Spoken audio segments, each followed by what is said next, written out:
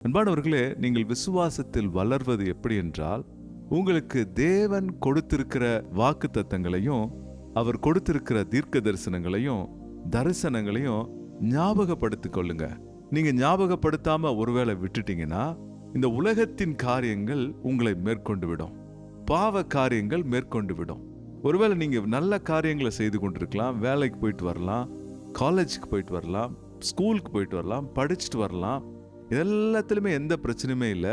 But இவைகள் எல்லாமே நீங்க ரெகுலரா செஞ்சுட்டு வந்தாலும் உங்கள் உள்ளத்திலே தேவ திட்டத்தை குறித்த, அந்த தேவனுடைய வாக்குத்தத்தங்களை குறித்த அந்த கான்ஷியஸ்னஸ் அது எப்போது உங்களுக்குள்ள இல்லாவிட்டால் ஒருவேளை நீங்கள் மறந்து கூட போகலாம். ஏன்னா இன்றைய உலகத்துல பிஸியா இருக்கிறப்போ ஆண்டவர் எனக்கு சொன்னாரு அப்படின்னு சொல்லிட்டு அதை நீங்க நினைச்சிருப்பீங்க, அப்புறம் அப்படியே நீங்க மறந்து போகலாம். ஆகவே ஒவ்வொரு நாளும் தேவன் சொன்ன வாக்குத்தத்தங்களை குறிப்பாக அவைகளை எழுதி வைத்துக் கொண்டு நீங்கள் அதை பேச வேண்டும், நீங்கள் ஞாபகப்படுத்த வேண்டும், தேவனிடத்தில் சொல்ல வேண்டும், உங்களுக்கு நீங்களே ஞாபகப்படுத்திக் கொள்ள வேண்டும்.